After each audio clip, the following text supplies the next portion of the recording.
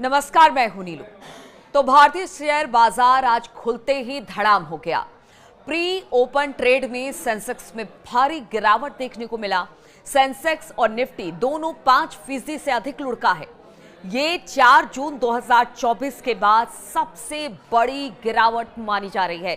इससे पहले 4 जून 2024 को दोनों इंडेक्स में 8% से ज्यादा की गिरावट दर्ज की गई थी, जो उस समय लोकसभा चुनाव नतीजों को लेकर बाजार में आई घबराहट की वजह से हुई थी। शेयर मार्केट की बात की जाए तो भारतीय शेयर बाजार में आज भारी गिरावट के पीछे कई ग्लोबल और घरेलू कारण बताए जा रहे हैं। सबसे बड़ा कारण है अमेरिकी राष्ट्रपति ट्रंप की टैरिफ पॉलिसी, जिससे ग्लोबल मार्केट बुरी तरह से हिल गया है। इसने दुनिया भर के निवेशकों में बेचैनी बढ़ा दी है। इससे पहले जापान, हांगकांग और ऑस्ट्रेलिया जैसे बाजारों में भी तेज गिरावट देखने को मिली थी, जैसे कि साफ है कि ट्रेड वॉर की चिंता अब पूरी दुनिया को हिला रही है। दूसरी तरफ ग्लोबल स्लोडाउन का डर भी अब बढ़ गया है। जेपी मॉर्गन ने अमेरिका और दुनिया में मंदी की संभावना को 60% तक बताया है। इसके अलावा आरबीआई की मौद्रिक नीति समिति यानी कि एमपीसी की आज से शुरू हो रही बैठक पर भी निवेशकों की नजर है, जिससे बाजार में और भी अनिश्चितता बनी हुई है। इन सभी फैक्टर्स ने मिलकर बाजार में भारी बिकवाली का माहौल बना दिया है।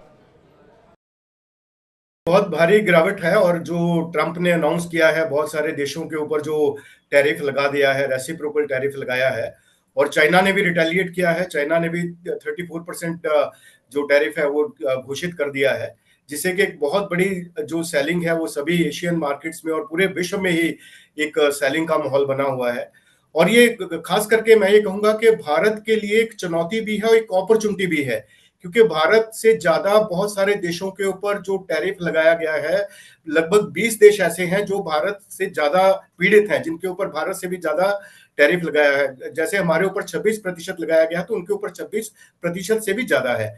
तो हमारे लिए एक अपॉर्चुनिटी भी बनती है, लेकिन एक पैनिक सेलिंग है इस टाइम पे। माहौल ऐसा है कि सब लोग देख रहे हैं कि काफी ज्यादा भारी इंपैक्ट होगा, एक्सपोर्ट्स के ऊपर इंपैक्ट होगा, एम्प्लॉयमेंट के ऊपर इंपैक्ट होगा, जीडीपी के ऊपर इंपैक्ट होगा।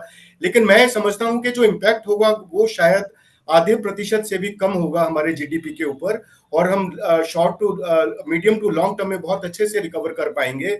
और हमारे लिए एक बहुत बड़ी अपॉर्चुनिटी भी है, क्योंकि हम सप्लाई चेन्स के साथ जिस तरीके से कोरोना काल में हमने अपनी सप्लाई चेन स्ट्रेंथन की थी, उसी तरीके से अभी एक और मौका है कि हम आगे अपना सप्लाई चेन स्ट्रेंथन करते हुए अपना जो एक्सपोर्ट है और इंक्रीज करें। और हम जो अल्टरनेटिव्स हैं, जो हम फ्री ट्रेड एग्रीमेंट्स की बात कर रहे हैं बहुत सारे देशों के साथ, यूरोप के साथ, यूके के साथ, और भी बहुत सारे देश हैं, तो हमें बहुत बड़ी अपॉर्चुनिटी मिल सकती है।